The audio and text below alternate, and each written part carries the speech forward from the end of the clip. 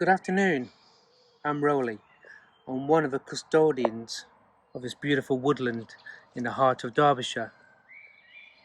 Today is video blog number 15. I get asked a lot if I cut down trees in the woodland to use as firewood. The answer would be partially. If a tree falls in a woodland, I share the tree with a woodland as I take the crown off and use it for insect housing. A quarter of a trunk will be sawn up and saved as firewood. Another quarter will be used to make seating. The rest will be left for insects and animals.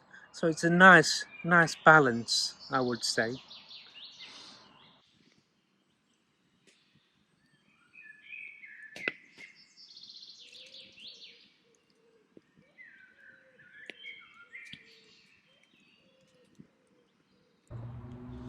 Another question I get asked, do many trees naturally fall in the woodland?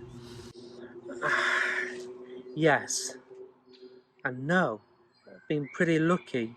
I've only, in my time here, 3 years, I've only seen 3. But in the past, well, I have to say a few.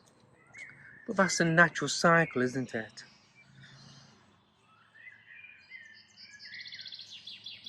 But sometimes I walk around a woodland and I see a fallen tree which is still rooted, and a few weeks later I see new growth coming through its bark. Then it's still living, it's still breathing, it's still taking nutrients, and I leave it to the woodland. So just going back to the original question, how much do we use for firewood?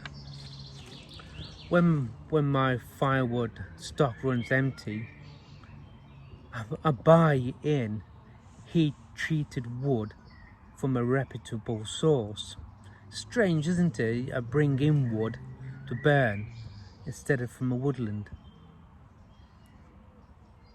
But that's not what I had the woodland for. I want a woodland to grow. But with woodland management, sometimes trees have to be felled for numerous different reasons, especially disease. And touch wood, I've not had that here.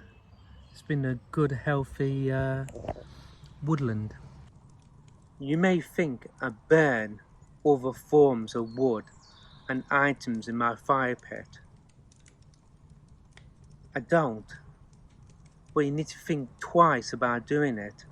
Anything other than firewood should be burnt, because there's lots of toxins in other wood, such as pallets, and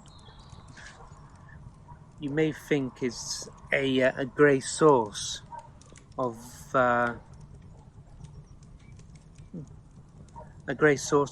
firewood pallets. Well, a lot of toxins can be leaked onto pallets and then burnt, and then it goes back into the atmosphere. Burning glossy magazines may sound like a harmless enough, but you should avoid burning magazines or other paper with printed ink in a fire pit. The paper itself isn't necessarily harmful, rather than the ink, when burned, can release harmful chemicals in the environment. In a woodland, I try and have zero waste, so everything is used. Wood ash is high in pH, and it helps the soil to be much more balanced. It also contains valuable nutrients. In addition to pH, potash strengthens stems, enhances hardness. As with anything you bring into growing plants, always source what you're using. Know where it comes from and what it is exposed to. So if you burn pallets, chipboard, pressure treated wood, these put toxins in the air, as mentioned earlier, and toxins in the ground if ash is used. The wood might be free, but what cost is it to the environment?